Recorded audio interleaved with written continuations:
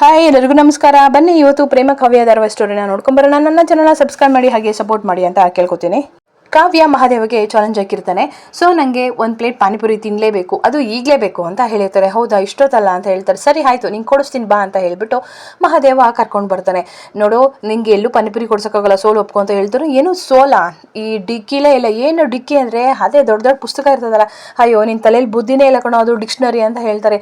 ಕಾವ್ಯ ಬಾ, ಇಲ್ಲೊಂದು ಅಂಗಡಿ ಕಾಣಿಸ್ತಿದೆ, ಮೋಸ್ಟ್ಲಿ ಅವ್ರ ಮೇಲೆ ಮಾಡ್ಕೊಡ್ತಾರೆ ಅನ್ಸುತ್ತೆ. ಇಷ್ಟೊತ್ತಲ್ಲಿ ಅವ್ರು ಮನ್ಗಿರ್ತಾರೆ. ನಿನ್ಗೆ ಯಾಕೆ ಕಾಡೆ ಬೇಡ, ನಿನ್ಗೇನೋ ಪಾನಿಪುರಿ ಕೊಡಿಸ್ಬೇಕಾನೆ, ನಾನು ಕೊಡಿಸ್ತೀನಿ ಬಾ ಅಂತ ಹೇಳ್ತಾನೆ. ಆಗ ಬಂದು ಕದ ತಟ್ಬಿಟ್ಟು ತಾತ ಒಂದೇ ಒಂದು ಪ್ಲೇಟ್ ಪಾನಿಪುರಿ ಮಾಡ್ಕೊಡ್ತೀರಾ? ಏನಪ್ಪ ಇದು ಇಷ್ಟೊತ್ತಲ್ಲಿ? ನಾನು ಆಗಲೇ ಒಲೆ ಎಲ್ಲ ಹಾರಿಸಾಗಿದ್ದೆ, ಪಾತ್ರೆ ಎಲ್ಲ ಒಳಗಿಟ್ಟೋಗಿದೆ, ಇಷ್ಟೊತ್ತಲ್ಲಿ ಆಗಲ್ಲ ಕಣಪ್ಪ, ದಯವಿಟ್ಟು ಇಲ್ಲ ಅನ್ಬೇಡಿ ತಾತ, ನಾವು ಹೊಸ್ದಾಗಿ ಮದುವೆ ಆಗಿದ್ದೀವಿ, ಏನೋ ಆಸೆ, ತುಂಬ ಆಸೆಪಟ್ಟು ಕೇಳ್ತಾ ಇದ್ದಾಳೆ, ದಯವಿಟ್ಟು ಒಂದೇ ಒಂದು ಪ್ಲೇಟ್ ಅಷ್ಟೇ ಮಾಡಿಕೊಡಿ, ನಿಮ್ಗೆ ಎಷ್ಟು ಬೇಕು ನಾನು ಅಷ್ಟು ದುಡ್ಡನ್ನ ಕೊಡ್ತೀನಿ, ದಯವಿಟ್ಟು ಇದೊಂದು ಉಪಕಾರ ಮಾಡಿ ನನಗೆ ಅಂತ ಹೇಳ್ತಾರೆ. ಅದೇ ಟೈಮ್ಗೆ ಅವ್ರ ಹೆಂಡತಿ ಕೂಡ ಬರ್ತಾರೆ. ಏನ್ರಿ ಅದು ಅಂತ ಹೇಳ್ತಾರೆ. ಅಜ್ಜಿ ನೋಡಿ ಅಜ್ಜಿ, ತಾತ ಒಂದು ಪ್ಲೇಟ್ ಪಾನಿಪುರಿ ಮಾಡಿಕೊಡಿ ಅಂದರೆ ಮಾಡಿಕೊಡ್ತಾ ಇಲ್ಲ ಅಂತ ಹೇಳ್ತಾರೆ. ಅಲ್ಲಿ ನಿಂತಳಲ್ಲ ನನ್ನ ಹೆಂಡ್ರು, ಅವಳು ಬಸ್ರಿ 6 ತಿಂಗಳು, ಅವಳು ಏನೋ ಬಯಕೆ ಪಟ್ಟಿದ್ದಾಳೆ ಪಾನಿಪುರಿ ತಿನ್ನಬೇಕು ಅಂತ, ಅದಕ್ಕೋಸ್ಕರ ಕೇಳ್ತಿದ್ದೀನಿ ಅಜ್ಜಿ ಅಂತ ಹೇಳ್ತಾರೆ.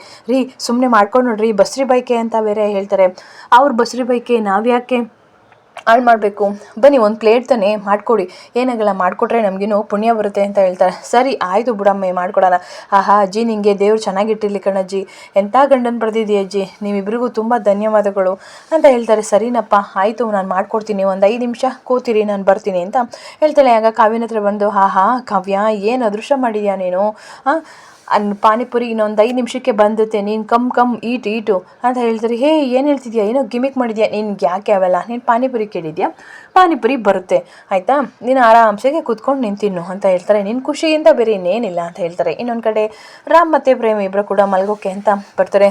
ರಾಮ್ ಹೇಳ್ತಾನೆ, ಪ್ರೇಮ ನೀನು ಸಕ್ಕತ್ ಬಲೆ ಕಿಲಾಡಿದಿ ಕಣೆ, ನೀನೇನೆ ಸ್ನೇಹಗೆ ಬರೆ ಹಾಕಿದ್ದು? ಹೌದು ನಾನೇ ರಾಮಗೆ, ನಿಜವಾಗ್ಲೂ ಹೌದು ಕಣೋ ನಾನೇ, ಮತ್ತೆ ಯಾವತ್ತೇ ಹೇಳ್ದೆ ತಾನೆ, ನಿನ್ನ ವಿಷಯಕ್ಕೆ ಯಾರಾದರೂ ಬಂದರೆ ನಾನಂತೂ ಸುಮ್ಮನೆ ಇರಲ್ಲ ಅಂತ, ಅದರಲ್ಲೂ ನನ್ನ ಗಂಡಿನ ವಿಷಯಕ್ಕೆ, ನನ್ನ ಪ್ರೀತಿ ವಿಷಯಕ್ಕೆ ಬಂದರೆ ನಾನಂತೂ ಸುಮ್ಮನೆ ಇರಲ್ಲ, ಬೊಲೆ ಕಿಲ್ಲಾಡೆ ಇದೆಯಾ ಕಣೆ ನೀನು ಅಂತ ಹೇಳ್ತಾರೆ. ರಾಮ್ ಅಂತ ಹೇಳ್ತಾರೆ.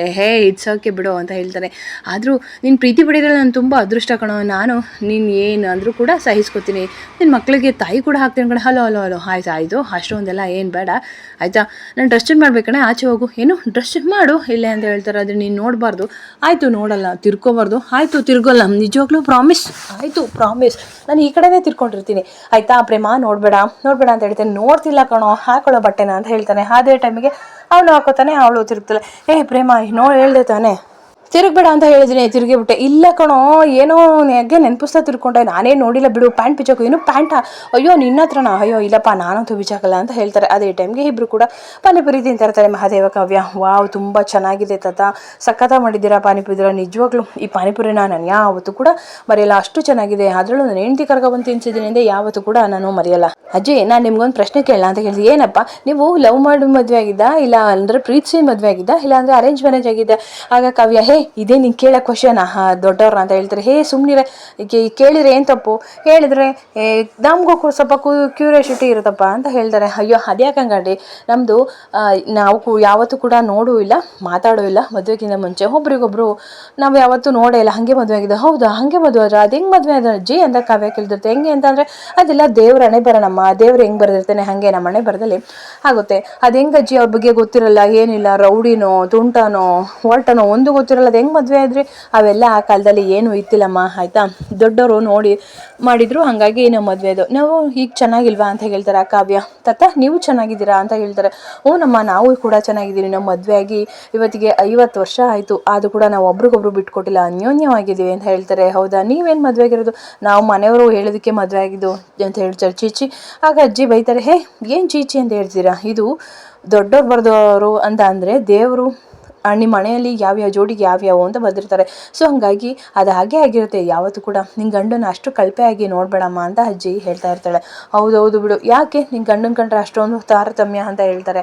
ಹಾಗೇನಿಲ್ಲ ಅಂತ ಹೇಳ್ತಾರೆ. ಮಹಾದೇವ್ ಹೇಳ್ತಾರೆ, ನೋಡ್ದಾ ನಮ್ಮಿಬ್ಬರು ಜೋಡಿ ದೇವ್ರದ್ದು ಆಗಲೇ ಬರ್ತಿದ್ದಾರೆ ಅಂತ ಹೇಳ್ತಾರೆ. ಹೌದೌದು ತಿನ್ನು ಸುಮ್ಮನೆ ಅಂತ ಹೇಳ್ತಾರೆ. ಆಗ ಪಾನಿಪುರಿನ ಹಾಗೆ ಬಾಯ್ಲಿಕ್ಕೆ ತುರುಕ್ತಾಳೆ. ಇನ್ನೊಂದು ಕಡೆ ಪ್ರೇಮ ಹಾಗೆ ಮರ್ತು ಬಂದಿದ್ದೆ, ಒಂದು ನಿಮಿಷ ಬರ್ತೀನಿ ಅಂತ ಹೇಳ್ಬಿಟ್ಟು ಇಲ್ಲಿಗೆ ಬರ್ತಾನೆ. ಏನು ಇದೇನಿದು ಇಲ್ಲಿ ಕರ್ಕೊಂಬಂದಿದ್ಯಾ ಅಂತ ರಾಮ್ ಕೇಳ್ತಾನೆ. ಹೌದು ಕಣೋ, ನಮ್ಮ ಮನೆಯಿಂದ ಬರ್ಬೇಕಾದ್ರೆ ಪಾತ್ರೆ ಎಲ್ಲ ತೊಗೊಂಬಂದಿದ್ದೆ. ನಮ್ಮ ಪಾತ್ರೆ ಕ್ಯಾಂಪ್ ಒಳಗೆ ಸೇರ್ಕೊಂಡ್ಬಿಡುತ್ತಲ್ವಾ, ಸೊ ಹಾಗಾಗಿ ಸ್ವಲ್ಪ ಎಲ್ಲನೂ ತೊಳೆದಿಡ್ತೀನಿ. ಊಟ ಮಾಡಿದ್ಯಾ ಅಂತ ಕೇಳ್ತಾನೆ. ಸದ್ಯ ಈಗಲಾದರೂ ಊಟ ಮಾಡಿದೆ ಅಂತ ಕೇಳ್ತಾರೆ. ನನಗೆ ಹಸಿವಿಲ್ಲ ರಾಮ್, ನೀನು ನೋಡಿದ್ನಲ್ಲ, ನಂಗೆ ಅಷ್ಟೇ ಖುಷಿ ಆಯಿತು, ಒಂದು ಲೋಟ ಹಾಲು ಕುಡಿತೀನಿ ಅಂತ ಹೇಳ್ತಾರೆ. ಸರಿ ಆಯಿತು, ತುಂಬ ಚಳಿ ಇದೆ, ಹೋಗಿ ನೀನು ಮಲ್ಕೋ, ನಾನು ಪಾತ್ರೆಗಳನ್ನು ತೊಳೆದಿಟ್ಬಿಟ್ಟು ಬರ್ತೀನಿ ಅಂತ ಹೇಳ್ತಾರೆ. ಬೇಡ ಬಾ, ಕೈಯೆಲ್ಲ ಕೋಲ್ಡ್ ಆಗುತ್ತೆ ಅಂತ ಹೇಳಿ. ಪರವಾಗಿಲ್ಲ, ನಂಗೆ ಇದೆಲ್ಲ ಅಭ್ಯಾಸ ಇದೆ ರಾಮ್, ತುಂಬ ಚಳಿ ಇದೆ ಅಂತ ಹೇಳ್ತಿಲ್ವ, ಹೋಗಿ ನೀನು ಮಲ್ಕೋ ಹೋಗು ಅಂತ ಹೇಳ್ತಾನೆ. ಹಾಗೆ ಕೂದಲೆಲ್ಲ ಹಾಗೆ ಮುಂದೆ ಬಂದಿರುತ್ತೆ. ಪ್ರೇಮ, ನಿಂಗೆ ಹೇಳಿದರೆ ಅರ್ಥನೇ ಆಗಲ್ಲ ಅಲ್ವಾ, ಎಲ್ಲನೂ ನಿಭಾಯಿಸ್ತೀಯ, ಎಲ್ಲನೂ ಮಾಡ್ತೀಯಾ ಅಂಥದ್ರಲ್ಲಿ ಪಾತ್ರೆನೂ ಕೂಡ ಈ ಚಳಿಲೇ ತೊಳಿತಿದೆಯಲ್ಲೇ, ನನಗಿದೆಲ್ಲ ಅಭ್ಯಾಸ ಇದೆ ಅಂತ ಹೇಳಿದ್ನಲ್ಲ ರಾಮ್ ಅಂತ ಹೇಳ್ತಾನೆ. ಆಗ ರಾಮ್ ಕೂದಲು ಮುಂದೆ ಬಂದಿದೆ ಅಂತ ಹೇಳ್ಬಿಟ್ಟು ಹಾಗೆ ಮುಂದೆ ಬಂದು ಕೂದಲು ಸರಿಸ್ತಾನೆ. ರಾಮ್, ಹೌದು ನಿನ್ನ ಕೂದಲು ಮುಂದೆ ಬಂದಿದೆಯಲ್ಲೋ ತುಂಟಿ ಅಂತ ಹೇಳ್ತೀನಿ. ಈ ಕಡೆದು ಸ್ವಲ್ಪ ಹೇಳಿದ್ಯಾ, ಅಯ್ಯೋ ಗೂಬೆ, ನಾನು ಏನು ಹೇಳ್ತಿದ್ದೀನಿ, ನಾನು ಹಿಂಗೆ ಕಾಳಜಿ ಮಾಡ್ತಿದ್ದೀನಿ ಅಷ್ಟೇ, ಅದನ್ನು ಪ್ರೀತಿ ಅಂತ ಅನ್ಕೋಬೇಡ. ಬೇಗ ತೊಳೆದು ಬೇಗ ಬಾ ಆಯಿತಾ, ನಾನು ಮಲ್ಕೊಂಡಿರ್ತೀನಿ ಅಂತ ಹೇಳ್ತಾರೆ. ಇನ್ನೊಂದು ಕಡೆ ಮಹಾದೇವ ಮತ್ತು ಕಾವ್ಯ ಇಬ್ಬರು ಕೂಡ ಪಾನಿಪುರಿ ತಿಂದಿದ್ದೆವ್ವ, ತುಂಬ ಚೆನ್ನಾಗಿತ್ತು ತಾತ. ಹಾಗೆ ನಿಮ್ಮ ಒಂದು ಜೀವನದ ಎಕ್ಸ್ಪೀರಿಯೆನ್ಸ್ನ ನಮ್ಮ ಜೊತೆ ಹಂಚಿಕೊಂಡ್ರೆ ಈ ದಿನ ನಾನು ಯಾವತ್ತೂ ಮರೆಯಲ್ಲ ಆಯಿತಾ, ನಿಮ್ಮಂಥ ಜೋಡಿ ಯಾವಾಗಲೂ ಕೂಡ ಖುಷಿಯಾಗಿರಲಿ ಅಂತ ಹೇಳ್ತಾರೆ. ಆಗ ತೊಗೊಳ್ಳಿ ದುಡ್ಡನ್ನ ಅಂತ ಕಾವ್ಯ ಕೊಡೋಕೆ ಬರ್ತಾರೆ. ಇಲ್ಲ ನಾನು ಕೊಡ್ತೀನಿ ಅಂತ ಹೇಳೋಕ್ಕೆ, ಆಗ ಏನಮ್ಮಿ, ನಾನು ನೀನು ಕರ್ಕೊಂಬಂದಿರೋದು, ನಿನ್ನ ಕೈಲಿ ಕೊಡಿಸಿ ಏನು ಚೆನ್ನಾಗಿರುತ್ತೆ, ನಾನೇ ಕೊಡ್ತೀನಿ ಅಂತ ಮಹಾದೇವ ಆಯಿತಾ, ತೊಗೊಳ್ಳಿ ತಾತ ಅಂತ ಹೇಳ್ತಾರೆ. ಇಲ್ಲಪ್ಪ ಬೇಡ, ದುಡ್ಡು ಬೇಡ. ಯಾಕೆ ದುಡ್ಡು ಬೇಡ, ಇದು ನಿಮ್ಮ ಶ್ರಮ ಕೊಡ್ತಿರೋಂಥ ಪ್ರತಿಫಲ. ಇಲ್ಲ, ನಿಮ್ಮಿಂದಾಗಿ ಈ ನಮ್ಮ ಹಳೆ ನೆನಪುಗಳೆಲ್ಲ ಇವತ್ತು ನಮ್ಮ ನೆನಪಿ ಬಂದು ನಮಗೆ ಅದೇ ಒಂದು ದೊಡ್ಡ ಉಡುಗೊರೆ ಅಪ್ಪ ಅಂತ ಹೇಳ್ತಾರೆ. ಅಜ್ಜಿ ನಮಗೆ ಆಶೀರ್ವಾದ ಮಾಡಿ ಅಂತ ಹೇಳ್ಬಿಟ್ಟು ಆಶೀರ್ವಾದ ತಗೋತಾರೆ. ಆಗ ಆ ಅಜ್ಜಿ ಇದ್ದಿದ್ದು, ನಿನ್ನ ಯಾವಾಗಲಾದರೂ ಬಸ್ರಿ ಆದಾಗ ಬಯಕೆ ಅಂತ ಆದರೆ ಎಲ್ಲಿಗೆ ಬಾ ಅಂತ ಹೇಳ್ತಾರೆ. ಕಾವ್ಯ, ಏನಿದು, ಏನು ಬಸ್ರಿ ಗಿಸ್ರಿ ಅಂತ ಹೇಳ್ತಿದ್ದೀರ, ಏನಿದು ಅಂತ ಹೇಳ್ತಾರೆ. ಆಗ ಮಹಾದೇವ, ಅಯ್ಯೋ ಅಜ್ಜಿ, ಇವನ್ನೆಲ್ಲ ಯಾಕೆ ಹೇಳ್ತಿದ್ಯಾ, ನೀನು ಎಂಡ್ರು ಬಸ್ರಿ ಅಲ್ಲ ಅಂತ ಗೊತ್ತಾಯ್ತಾ, ನನಗಾಗಲೇ ಗೊತ್ತಾಯ್ತು ಕಣೆ, ನೀನು ಬಲೆ ಕಿಲಾಡಿ ಇದೆಯಾ ಕಣಜ್ಜಿ ಅಂತ ಹೇಳ್ಬಿಟ್ಟು, ನಡಿ ಮೊದಲು ಇಲ್ಲಿಂದ ಹೋಗೋಣ ಅಂತ ಹೇಳ್ಬಿಟ್ಟು ಕಾವ್ಯನ ಒಂದು ಹೆಸರು ಮಾಡ್ಕೊಂಡು ಕರ್ಕೊಂಡು ಹೋಗ್ತಾರೆ. ಇನ್ನೇನು ಮಾಡಿದ್ಯಾ ಮಹಾದೇವ ಇವರಿಗೆ ಮೋಡಿನ ಅಂತ ಹೇಳ್ತಾರೆ. ಅಯ್ಯೋ ಏನಿಲ್ಲ, ಸುಮ್ಮನೆ ಇರು, ಏನಿಲ್ಲ ಕಣಮ್ಮ, ನೀನು ಯಾವಾಗಲಾದರೂ ಮುಂದೆ ಬಸ್ರಿ ಆಗ್ತೀಯಲ್ಲ, ಆವಾಗ ನಿಂಗೇನಾದರೂ ಬಯಕೆ ಅಂತ ಇದ್ದರೆ ನೀನು ಇಲ್ಲಿಗೆ ಬಾ ಅಂತ ಹೇಳ್ತಾರೆ. ಆಗ ಅಜ್ಜನೂ ಹೇಳ್ತಾರೆ, ನೀನು ಯಾವತ್ತೂ ನಿನ್ನ ಗಂಡನ ತುಂಬ ಚೆನ್ನಾಗಿ ನೋಡ್ಕೊಳಮ್ಮ ಅಂತ ಹೇಳ್ತಾರೆ. ನೀನು ಕಣಪ್ಪ ಅಷ್ಟೇ, ನೀನು ಹೆಂಡ್ತಿ ಏನು ಕೇಳ್ತಾಳೆ ಎಲ್ಲ ಕೊಡಿಸ್ತೇ ಬಿಡು, ನೀನು ಇಷ್ಟೊತ್ತಲ್ಲಿ ಪಾನಿಪುರಿದಿನ ಕರ್ಕೊಂಬಂದಿದ್ಯಾ ಅಂತ ಅಂದರೆ ನೀನು ಹೆಂಡ್ತಿನ ನೀನು ಎಷ್ಟು ಚೆನ್ನಾಗಿ ನೋಡ್ಕೋತೀಯ ಅಂತ ಇಲ್ಲೇ ಗೊತ್ತಾಗ್ತಿದೆ ಅಂತ ಹೇಳ್ತಾರೆ. ಆಗ ಕಾವ್ಯಂಗೆ ಸ್ವಲ್ಪ ಡೌಟ್ ಇರುತ್ತೆ, ಏನೋ ಹೇಳ್ತಿದ್ರಲ್ಲ, ಏನದು ಅಂತ ಕೇಳ್ತಾರೆ. ನಡಿ ಅಂತ ಹೇಳ್ತಾರೆ. ಇನ್ನೊಂದು ಕಡೆ ಬರೋ ಅಷ್ಟೊತ್ತಿಗೆ ರಾಮ್ ಮಲ್ಕೊಂಡ್ಬಿಟ್ಟಿರ್ತಾನೆ. ಪ್ರೇಮ ಬಂದು ಅವಳಿಗೆ ಬೆಡ್ಶೀಟ್ನ ಒದಿಸ್ತಾಳೆ. ಅವಳು ಕೂಡ ಕೆಳಗಡೆ ಮಲ್ಕೋತಾಳೆ. ಕೆಳಗಡೆ ಮಲ್ಕೊಳ್ಬೇಕಾದ್ರೆ ಏನಾದರೂ ಒಂದು ಐಡಿಯಾ ಮಾಡಬೇಕಲ್ಲ ಅಂತ ಹೇಳ್ಬಿಟ್ಟು ಮಲ್ಕೊಂಡಿರ್ಬೇಕಾದ್ರೆ ಹಾಗೆ ಅಮ್ಮ ಅಂತ ಜೋರಾಗಿ ಕಿರ್ಚ್ಬಿಡ್ತಾಳೆ. ಆಗ ರಾಮ್ ಎದ್ದೇಳ್ತಾನೆ. ಏನಾಯಿತು ಪ್ರೇಮ, ಇಲ್ಲಿ ಯಾವುದೋ ಯಜ್ಞ ಓದಂಗಾಯ್ತು ರಾಮ್ ಅಂತ ಹೇಳ್ತಾರೆ. ಅಷ್ಟೇನಾ, ಇದು ಕಾಡು ಕಣೆ, ನಾವು ಇರೋದೇ ಕಾಡಲ್ಲಲ್ವಾ, ಸೊ ಹಂಗಾಗಿ ಇಲ್ಲಿ ಯಜ್ಞ ಎಲ್ಲ ಓಡಾಡ್ತಿರ್ತೇವೆ, ನೀವು ಸ್ವಲ್ಪ ಅಡ್ಜಸ್ಟ್ ಮಾಡ್ಕೋಬೇಕು. ಆದರೂ ನಂಗೆ ತುಂಬ ಭಯ ಆಗ್ತಿದೆ ರಾಮ್ ಅಂತ ಹೇಳ್ತಾರೆ. ಭಯ ಆದರೆ ಸರಿ ಆಯಿತು, ನೀನು ಮೇಲೆ ಮಲ್ಕೋ, ನಾನು ಕೆಳಗೆ ಮಲ್ಕೋತೀನಿ. ಏನೋ ನೀನು ಕೆಳಗೆ ಮಲ್ಕೊ, ನನಗೆ ಬೇಡಪ್ಪ, ನಾನು ಇಲ್ಲೇ ಮಲ್ಕೋತೀನಿ ಬಿಡು ಅಂತ ಹೇಳ್ತಾರೆ. ಯಜ್ಞ ನನ್ನ ಕಿವಿನಾರು ಕಚ್ಕೊಂಡೋಗ್ಲಿ, ಏನಾರು ಕಚ್ಕೊಂಡೋಗ್ಲಿ, ನೀನು ಯಾವ ಸಿಮೆಂಟ್ ಡಾಕ್ಟ್ರು, ನೀನು ಹೆಂಡ್ತಿ ನಿಂಗೆ ನೋಡ್ಕೊಳ್ಳೋದು. ಅಯ್ಯೋ ದೇವ್ರೆ, ಇವಾಗ ಏನೇ ಮಾಡೋದು, ನಾನು ಅಲ್ಲೇ ಮಲ್ಕೋತೀನಿ ರಾಮ್. ಏನೋ ನನ್ನ ಜೊತೆನಾ, ಇಲ್ಲಿ ಜಾಗ ಇಲ್ಲ ಕಣೆ ಪ್ರೇಮ, ಸ್ವಲ್ಪ ಅರ್ಥ ಮಾಡ್ಕೊ, ಇಲ್ಲಿರೋದೇ ಒಂದು ಸ್ವಲ್ಪ, ನಾನು ಒಬ್ಳಿಗೆ ಮಲ್ಕೊಳಕ್ಕೆ ಹೋಗೋದು, ಪರವಾಗಿಲ್ಲ, ನಾನು ಅಡ್ಜಸ್ಟ್ ಮಾಡ್ಕೋತೀನಿ, ನೀನು ಅಡ್ಜಸ್ಟ್ ಮಾಡ್ಕೊಳ್ಳಿಲ್ಲ ಅಂದ್ರೂ ನಾನು ನಿನ್ನ ಜೊತೆ ಅಡ್ಜಸ್ಟ್ ಮಾಡ್ಕೋತೀನಿ. ನಿಜವಾಗ್ಲೂ ಆಯಿತು, ನೀನು ಸ್ವಲ್ಪ ಹೊತ್ತು, ಆದರೆ ಒಂದು ಕಂಡೀಷನ್, ನೀನು ನನ್ನ ಮೇಲೆ ಕೈ ಹಾಕ್ಬಾರ್ದು, ಆಯಿತು, ನೀನು ನನ್ನ ಮೇಲೆ ಕಾಲು ಹಾಕ್ಬಾರ್ದು, ಆಯಿತು, ಆದರೆ ನೀನು ಮಾತ್ರ ನನ್ನ ಮೇಲೆ ಕೈ ಕಾಲು ಏನಾದರೂ ಹಾಕ್ಬೋದು, ನನಗೆ ಪರ್ಮಿಷನ್ ಕೊಡ್ತೀನಿ, ತರಲೆ ಬಂದು ಮಲ್ಕೋ ಆಯಿತಾ ಅಂತ ಹೇಳ್ಬಿಟ್ಟು ಪ್ರೇಮ ಅವನ ರಾಮ್ ಪಕ್ಕನೇ ಹೋಗಿ ಮಲ್ಕೊಳ್ಳೋಕ್ಕೆ ತುಂಬ ದಿವಸದಿಂದ ಕಾಯ್ತಾ ಇರ್ತಾಳೆ. ಹಾಗಾಗಿ ಹೋಗಿ ಮಲ್ಕೋತಾನೆ ರಾಮ್. ಇಂಥ ದಿನಕ್ಕೋಸ್ಕರ ನಾನು ಎಷ್ಟು ದಿವಸದಿಂದ ಕಾಯ್ತಾ ಇದೆ ಗೊತ್ತಾ, ನಿಜವಾಗ್ಲೂ ಈ ಒಂದು ಟೈಮ್ ಇದೆಯಲ್ಲ, ನಾನು ಯಾವತ್ತೂ ಕೂಡ ನಿನ್ನ ಜೊತೆ ಇರೋದನ್ನು ನಾನು ಮರೆಯಲ್ಲ ಕಣೋ ಅಂತ ಹೇಳ್ತಾರೆ. ಇನ್ನೊಂದು ಕಡೆ ಮನೆಗೆ ಬರ್ತಾರೆ ಕಾವ್ಯ ಮತ್ತು ಮಹಾದೇವ ಇಬ್ಬರು ಕೂಡ. ತುಂಬ ಸುಸ್ತಾಗೋಯ್ತು ಅಂತ ಹೇಳ್ತಾರೆ. ಕಾವ್ಯ, ತುಂಬ ಟ್ಯಾಂಕ್ಸ್ ಕಣಮೆ, ನಿನ್ನಿಂದಾಗಿ ಆ ಒಳ್ಳೆ ಜೋಡಿನ ನಾವು ಮೀಟ್ ಮಾಡೋಂಗಾಯ್ತು, ಈ ದಿನನ ನಾನು ಯಾವತ್ತೂ ಮರೆಯಲ್ಲ ಅಂತ ಹೇಳ್ತಾರೆ. ಆಯಿತು ನಡಿಯಪ್ಪ, ನನಗಂತೂ ತುಂಬ ಸುಸ್ತಾಗೋಗ್ಬಿಟ್ಟಿದೆಯಪ್ಪ, ಬೇಗ ಮಲ್ಕೊಬಿಟ್ರೆ ಆರಾಮ್ಸೆ ನಿದ್ದೆ ಬರುತ್ತೆ ಅಂತ ಹೇಳ್ತಾರೆ. ಆಗ ಕಾವ್ಯ ಹಾಗೆ ಪರ್ಸಲ್ಲಿ ಏನೋ ಹುಡುಕ್ತಿರ್ತಾಳೆ. ಮಹಾದೇವ ಅಂತ ಹೇಳ್ತಾರೆ. ಏನಾಯಿತು ಕಾವ್ಯ ಅಂತ ಕೇಳ್ತೀವಿ. ಅದು ನನ್ನ ಪರ್ಸಲ್ಲಿ ನನ್ನ ಚೈನ್ ಕಾಣಿಸ್ತಿಲ್ಲ. ಏನು ಚೈನ್ ಕಾಣಿಸ್ತಿಲ್ಲ, ಅಲ್ಲೇ ಇರಬೇಕು ನೋಡಮ್ಮೆ.